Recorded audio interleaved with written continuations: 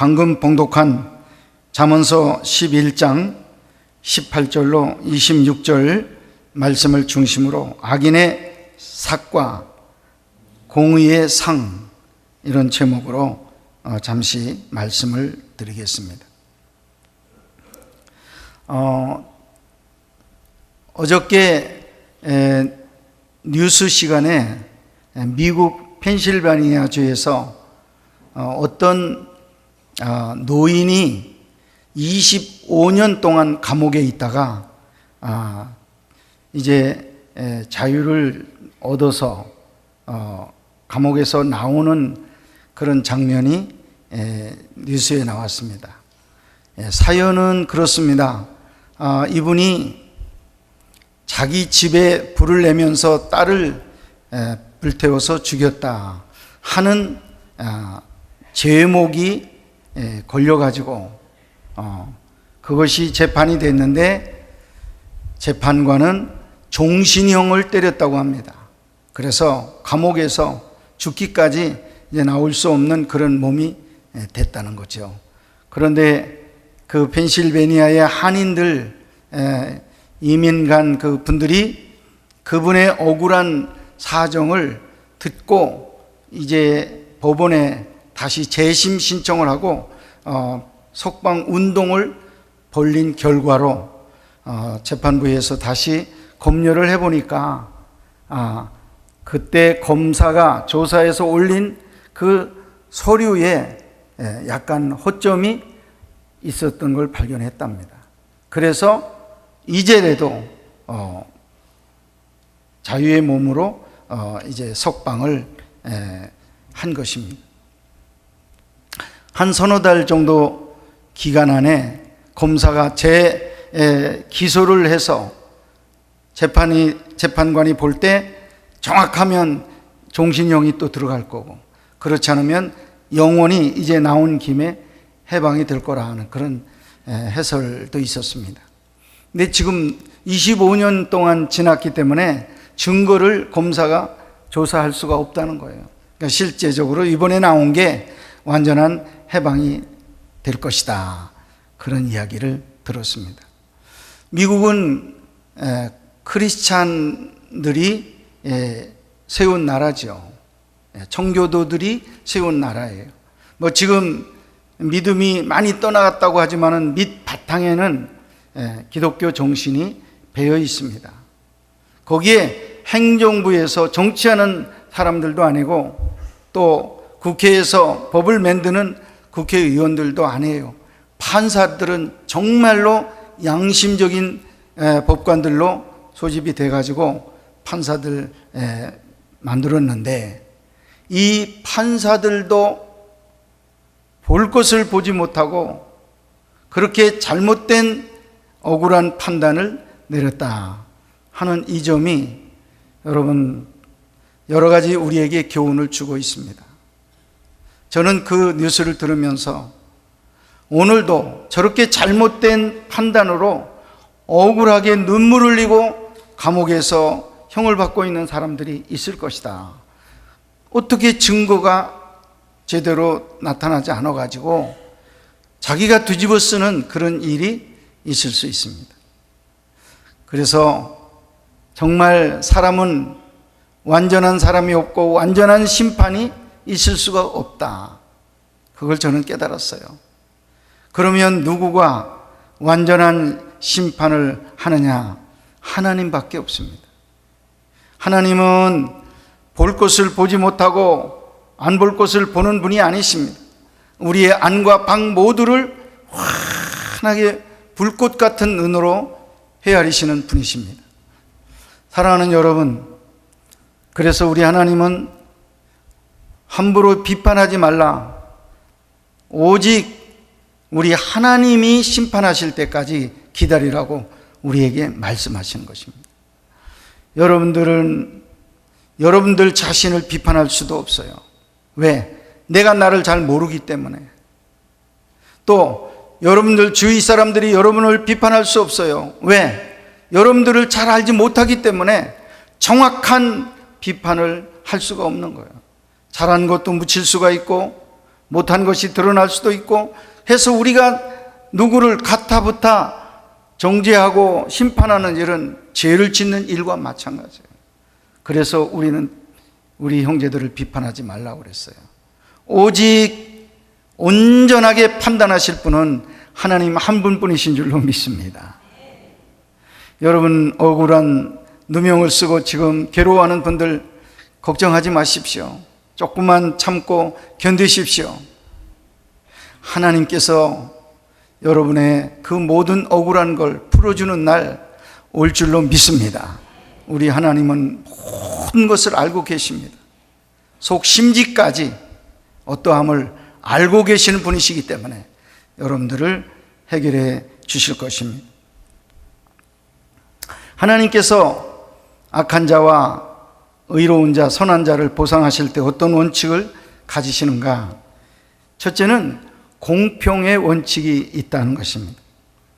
행위에 대한 결과를 보상으로 본다면 이것은 다른 말로 말하면 싹시 될 수가 있습니다. 그래서 하나님은 싹스를 주시는데 공평하게 주신다 하는 것입니다. 싹스는 언제나 행위에 대해서 공평하게 공급이 됩니다. 공평은 판단의 기준이 되는 것입니다. 시편 98편 9절에 보면 그가 땅을 심판하러 임하신 것이미로다. 그가 의로 세계를 판단하시며 공평으로 그의 백성을 심판하시리로다 말씀했습니다. 여러분, 우리 하나님은 의로 우리를 심판하시고 우리 하나님은 공평으로 판단하신다. 믿으시면 아멘 하세요. 하나님은 치우치지 아니하셔요. 하나님은 정확하게 심판하신다 하는 것입니다. 그런 가운데도 우리가 이거 하나는 또 알아야 될 것입니다. 모든 일이 공평하게만 처리가 되느냐? 그렇지 않은 걸 우리가 또 발견하게 되는 거예요. 어떤 면에서 여러분, 악한 사람에게도 하나님께서 햇볕을 주셔요. 선하고 좋은 일만 많이 하는 사람에게도 햇볕을 주시는 거예요. 악인에게도 비를 내려주시고 의인에게도 비를 내려주셔요. 그래서 농사를 짓는 거예요. 그래서 곡식이 나서 사는 거예요. 여러분, 여기서 우리가 불평이 나올 수도 있어요. 왜 악인은 죽여버리지 그냥 살리십니까? 왜 의인들과 똑같이 대우하십니까? 그렇게 말할 수 있을지 모르겠어요. 그러나 여러분 생각해 보면 그건 아니라는 거예요. 여러분, 하나님에게는 본체가 선하심이 있으십니다. 그래서 우리 하나님의 인자하심이 악인에게나 의인에게나 햇볕을 주시고 비를 내려주셔서 최소한 먹고 살아가게는 하시는 우리 하나님을 우리는 기억해야 된다는 거예요. 여러분, 그러면서 또 감사도 해야 돼요. 여러분, 우리는 의롭고 선한 행동만 했던 그런 사람들은 아니에요. 우리들도 순간순간 죄에 빠졌고 악한 행동을 했고 악한 생각, 악한 마음을 먹고 악한 사람이었었습니다. 그럼에도 불구하고 우리에게도 비를 주시고 햇볕을 주셨어요. 그래서 우리가 먹고 지금 살아가는 거예요. 내가 선한 사람으로서 악한 사람만 잘해준다, 불평할 게 아니라 악한 내가 선한 이와 더불어 대우받는 이 일이 일어나는 것에 대해서 하나님께 감사하고, 하나님, 내가 행한 일을 돌이켜볼 때 오늘 먹게 해주시고 마시게 해주시고 살게 해주심이 감사합니다. 하나님 앞에 감사드리는 여러분이 되시기를 바랍니다. 우리 하나님은 공평한 법칙으로 우리를 심판하신다 하신 것입니다. 또 하나님께서는 의인에게 보상해 주시고 악인에게도 악의 값을 갚아주시는데 이 모든 싹이 당연하다는 것입니다. 인간의 행위에 대한 보상은 공평해야 하며 함께 당연해야 하는 것입니다. 사람은 누구든지 일한 만큼 대가를 받을 권리가 있습니다. 그 권리를 주신 분은 우리 하나님께서 주신 것입니다. 1시간 일을 한 사람에게 1시간에 대한 보상을 주시는 거예요. 100시간을 일한 사람에게는 100시간에 대한 보상을 주시는 거예요. 이 하나님께서 주신 거 우리는 그냥 받는 거예요. 이게 자연이고 원리입니다. 심은 대로 거두는 게 원리예요. 그러면서 우리는 당연히 내가 행한 일에 대해서 하나님께서 갚아주실 것을 믿고 기다려야 된다는 거예요. 하나님의 보상의 방법은 하나님의 방법대로 하십니다. 때를 정하심도 하나님의 때에, 방법도 하나님의 방법으로 여러분들에게 의를 행하고 선을 행한 일에 대한 보상을 주신다 하는 거예요. 어떤 이들은 당장에 오늘 안 준다고 불평하는 사람들이 있습니다. 하나님, 나 11조 냈는데 왜 우리 가정에 재정이 이렇게 어렵습니까? 우리 교회에 예배 드리는 예배는 다 참석하고 다 기도에 다 참석을 했는데 왜 우리 집에 우환이 이렇게 많습니까? 당장에 왜 하나님 보상해 주시지 않습니까? 왜 갚아주시지 않습니까? 이렇게 불평하고 불만하는 사람들이 나올 수도 있습니다. 그런데 한 가지 우리가 여기서 꼭 기억해야 될 것이 있습니다. 하나님은 갚아주십니다. 하나님의 때에 하나님의 방법으로 갚아주실 줄 믿습니다. 오늘 내일 못을 박지 마십시오. 여러분, 그것은 하나님의 백성으로서 온당치 못한 태도예요. 여러분, 우리가 애초에 선한 일을 행할 때 상 받기 위해서 했습니까? 이건 아니라는 거예요. 여러분들이 내놓으라고 안 해도 하나님은 하나님의 때에 하나님의 방법으로 여러분들에게 보상해 주실 줄 믿습니다. 그러면 악한 행위에 대한 하나님의 싹은 어떤 싹을 주시는가? 악한 행동을 하는 사람들에게는 싹을 주셔요. 하나님께서 어떤 싹을 주시느냐? 오늘 본문 말씀에 보면 공의를 굳게 지키는 자는 생명에 이르고 악을 따르는 자는 사망에 이르느니라. 마음이 굽은 자는 여호와께 미움을 받아도 행위가 온전한 자는 그의 기뻐하심을 받느니라. 이렇게 말씀했습니다. 여러분, 악한 자에게 사망을 주시고요, 마음이 굽은 자, 악을 도모하고 남을 함정에 빠뜨리고 못되게 하려고 하는 사람에게 하나님께서 생각하는 그 순간부터 미워하시는 거예요. 악한 마음을 가진 사람을 따라다니면서 미워하는 거예요. 하나님께서 미워하시면 여러분, 우리는 살 수가 없어요. 하나님께서 목을 조르면 살 수가 없어요. 숨을 쉴 수가 없어요. 그러므로 하나님은 정확하게 악에 대해서 징계하시는 하나님이십니다. 허무하게 하신다는 거예요. 여러분, 성경에 역사적인 그 사건들 몇 가지 예를 들겠습니다. 첫째는 우리 이스라엘 백성들을 괴롭히고 죽이려고 했던 바로 왕에 대한 이야기를 좀 하겠습니다. 바로 왕은 이스라엘 백성들의 그 노동력을 그냥 돈 안 주고 썼습니다. 그러다가 출애굽을 하겠다니까 못 나가게 말리다가 하나님의 기적을 몇 번 보고 나서 무서워서 내보냈습니다. 내보내놓고 나서 이 노동력이 아까우니까 차라리 죽이자 그래가지고 군인들을 뒤쫓게 해가지고 홍해바다 건너가는 이스라엘 백성들을 뒤쫓아갔습니다. 잡으면 죽이는 거예요. 이제는 뭐 일 안 하고 도망가는 놈들 이제는 다 죽여버리자, 이런 생각으로 쫓아갔습니다. 하나님께서 어떻게 하셨습니까? 이스라엘 백성들이 다 건너도록 홍해물을 갈라주셨고, 군인들이 뒤쫓아와서 잡으려고 하는데 가운데 들어왔을 때 물이 합쳐져 가지고 모두 다 물 가운데서 수장되는 그런 일이 일어나게 되어졌습니다. 하나님께서 의인을 방패로 막아주시고 손방패로 막아주시고 산성으로 막아주시는 거예요. 그렇게 악인의 계획이 이루어지도록 하지 않으셔요. 여러분, 하나님이 문을 열면 닫을 자가 없다고 그랬습니다. 하나님이 닫으면 열 자도 없습니다. 여러분, 이스라엘 백성들 다 죽이고자 했지만은 자기들이 먼저 물속에서 수장되는 그런 일이 일어나게 된 것입니다. 허무하게 끝이 났죠. 여러분, 사울왕에 대한 이야기 또 하나 하겠습니다. 사울왕은 청년 다윗을 좋아했습니다. 궁궐에 불러들여서 찬양하고 악기를 타게 했습니다. 병도 났습니다. 체험적인 그런 일도 있었습니다.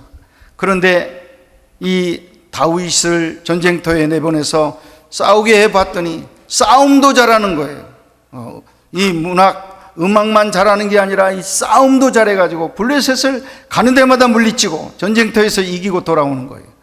이 이야기를 들은 많은 이스라엘 백성들이 노래를 지어서 노래를 하는데, 사울 왕은 천천히요, 다윗은 만만이라고 이렇게 노래를 했어요. 그러니까 다윗이 더 훌륭하다는 그런 노래가 이제 됐죠.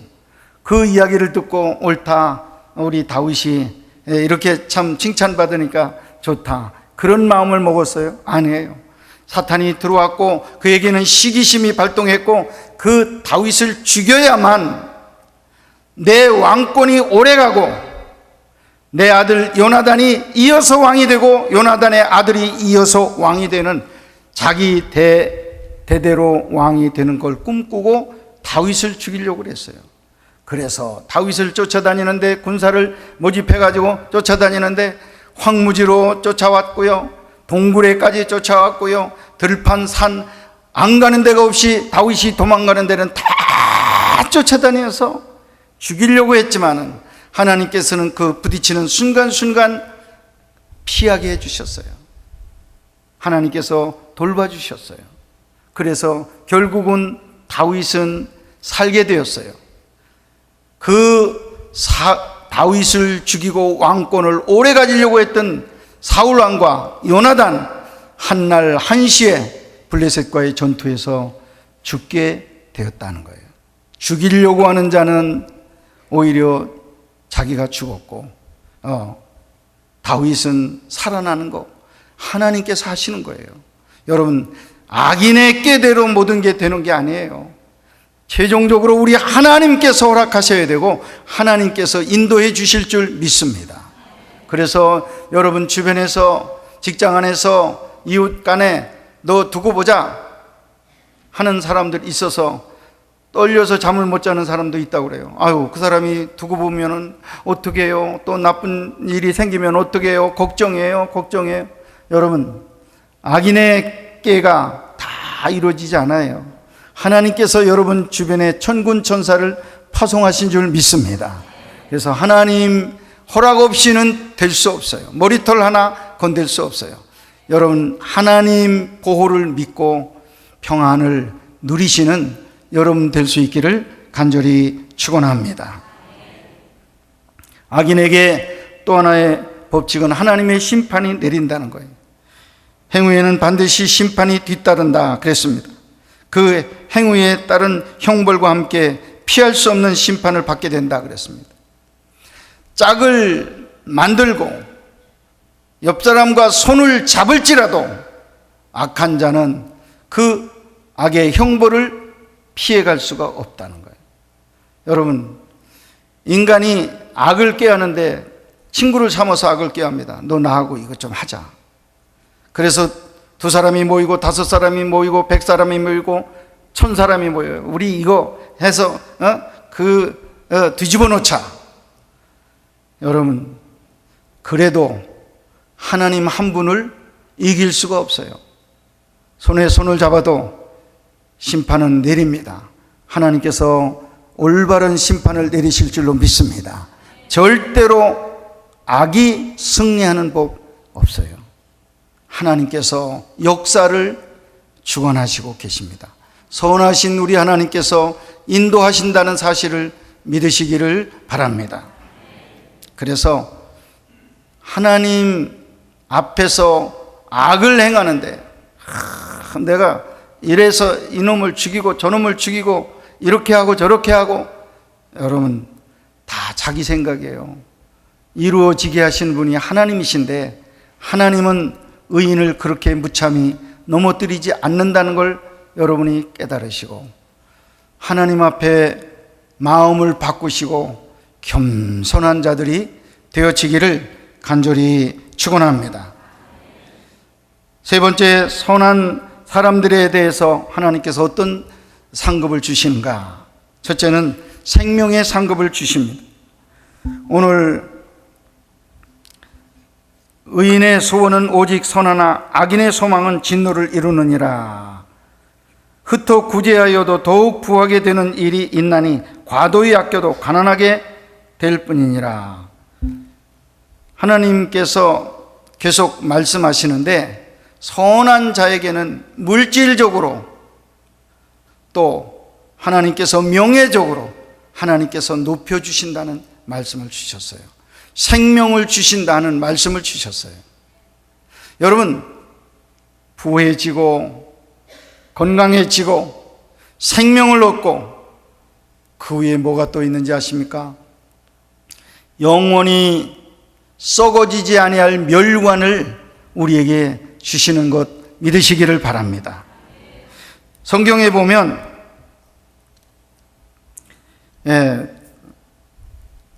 모든 인간들이 이 세상에서 경주를 했어요.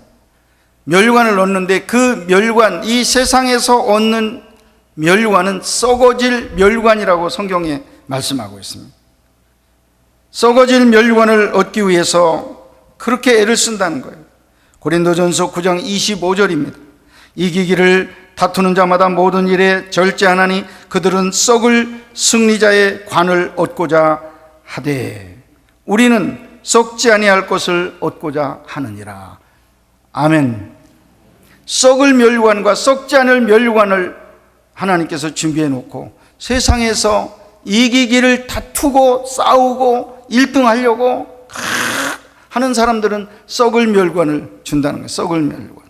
그러나 하나님 앞에서 선한 일을 통해서 하나님께 늘 영광 돌리고 이웃에게 선을 베풀며 살기를 힘쓰는 주의 종도에게는 썩지 아니할 멸관으로 이 시대 때도 또 내세 때도 하나님의 나라에서까지도 썩지 아니할 영원한 영광의 멸관을 얻게 하신다고 말씀하셨습니다. 할렐루야.